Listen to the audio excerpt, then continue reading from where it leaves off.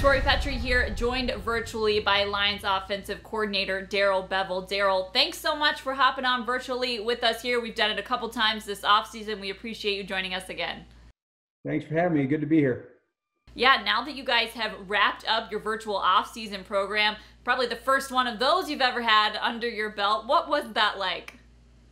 It was different. It was very unique, but I think the experience went really well. I think when I first thought about it, that it would be just this really stale environment, really hard to communicate or to connect, I guess.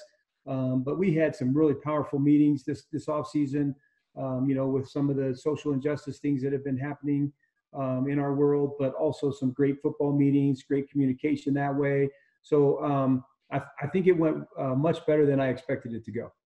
How much did it help for you having a year under your belt already with the players, with this team, being in your second year as the offensive coordinator? Yeah, I'm kind of glad that I didn't have to do it this way, as the new guy coming in. Well, that's what Corey's going through. Yes, exactly. And I think it's probably a little bit tougher. So I'm thankful, I guess, that I'm able to do it this way. Already the foundation set, because, really we didn't have as much meeting as we normally do. And we didn't have as much football as we normally do, because, we had some great other conversations, as I mentioned earlier, going on, and really important things to talk about as a team that weren't football related. So the football wasn't as much as it normally is. And so I think just, for me to be able to have the foundation already in and be able to cover things sometimes a little bit quicker than I normally would, where guys are nodding like, yep, we got it, because we do know that, I think was probably a little bit of advantage there. One of the things we as media and really you guys as well missed was usually in the offseason we would have been able to see Nine back at it, see him throwing the football and what he looks like after the injury that he suffered during the year last season. But I'm sure that he was a big part of those conversations as you're trying to lead your offense. How instrumental was he in participating in those kinds of conversations that you guys had virtually? Yeah, he's been great. I really love this guy. I think he's got it all, and he's really kind of stepped up his leadership, if you can even imagine that on a Zoom call. And I like the things that he's done. He stepped up in the individual meetings. He stepped up in the offensive team meeting, and then in the whole squad meeting. And he's spoken to the team. I think he's chomping at the bit to get back out there. When you think that 8 games he had to sit and watch his guys, go to battle without him. So I think he's really excited to get back to it.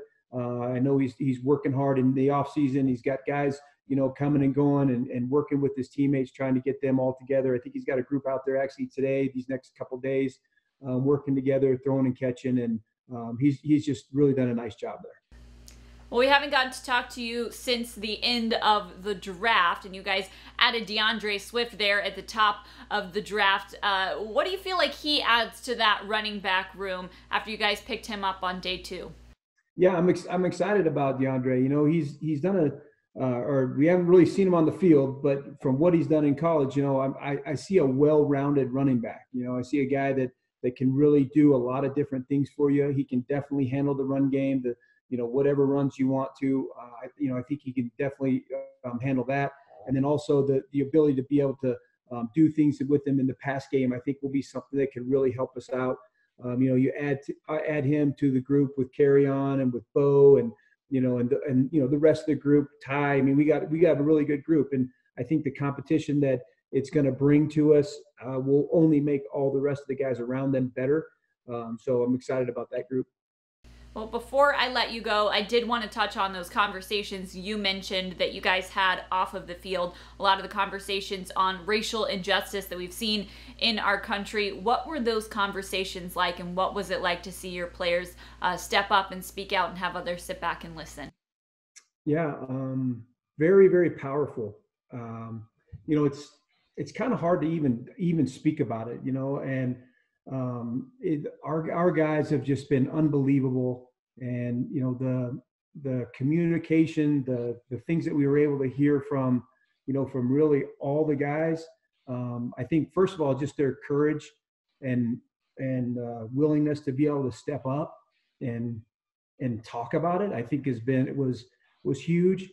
And then, like just, I don't know, as a white male, being able to listen, I think listening, learning and supporting are really the three things that probably I learned the most from the conversations. They were raw, they were powerful, they were emotional. I've been doing it a long time, and